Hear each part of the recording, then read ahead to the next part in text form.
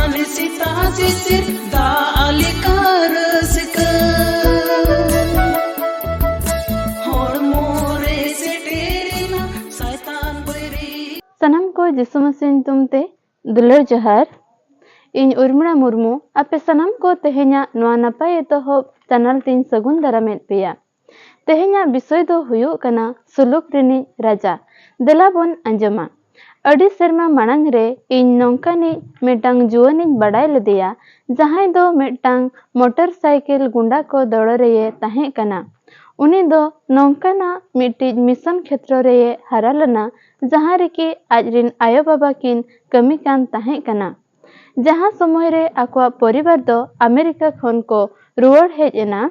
इना समय रे उनी दो जीवन सां सहयोग लगिते असमर्थ गे मने केदा उनी दो समस्या पेरे जीवने खेमाव केदा आर मुचाद रे दो मिट्टी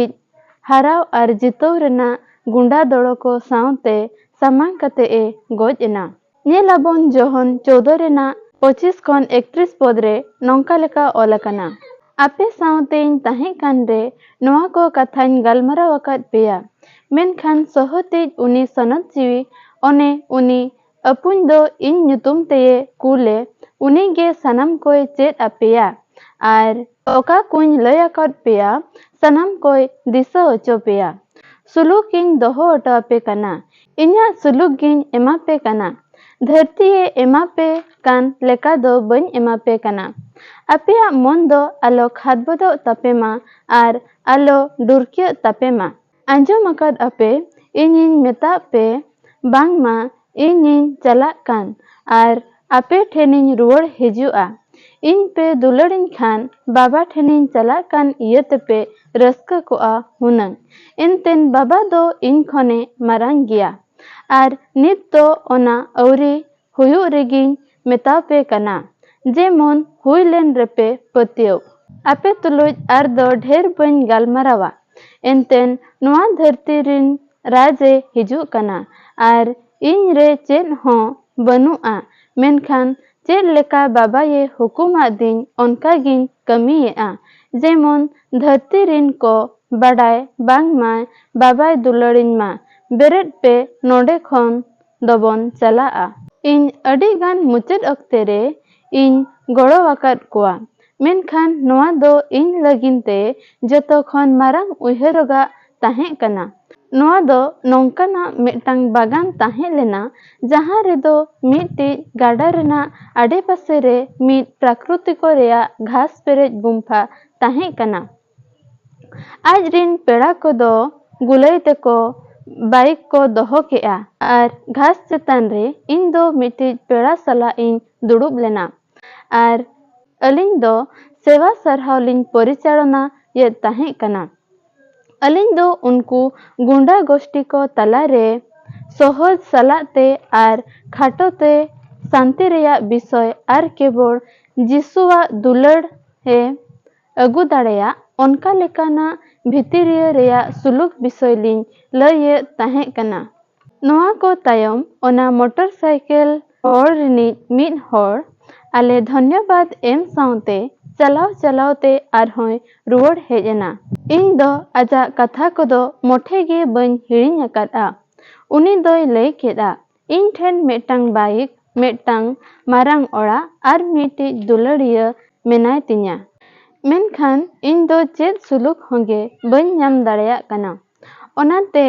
आले दो उनी जिसुआ विषय तेले लय केदा जहां दो अबो कोई सुलुक कना अबो दो जहां गेबन हुयु आर बांग जहाना गेबन चिकय ओना दो चेद पार्थक्य हो बाय बेनाव दाड़ेया जिसु बेगर दो आर अकय ठेन हो सुलुक बनु आना जिसु ए लयेद कना इन इन्या सुलुक इन दान अपे कना नोआ दो जोहन 14 रेना 27 पद रे बन ᱧᱟᱢ दाड़ेया नोआ दान दो उनको सनम को लगिते जहां को आज रेको पतियोआ आपे दो चेद आजा शांति पे कोया कादेया की आयमा सरहाव तेहे냐 नोआ हुडिन चिंता रे प्रभु सनम कोय भराबन मा दला सनम को प्रभु यीशु मसीह ठेन बन जिमा संफा हालेलुया हालेलुया सुनतार सरिया तेम पेरेकान जीदिसर गुण मनाव जहार और सरहाव ले एमाम कना तेहें आले को लगिनते जहाँ हुडिन चिंता ताहें कना सुलुक रिनिज राजा एनखान प्रभु सनम को अनारे भोरले में गोड़ाले में मिलते ले कोई जों कना हे प्रभु एनखान आम साव सुलुक रे और सनम को साव सुलुक रे ताहें लगिनते आम गे गोड़ाले में प्रभु सनमा जिमा भर आमा जंगा बुटर एम कते न्याय जे हपन कोई जों आमीन।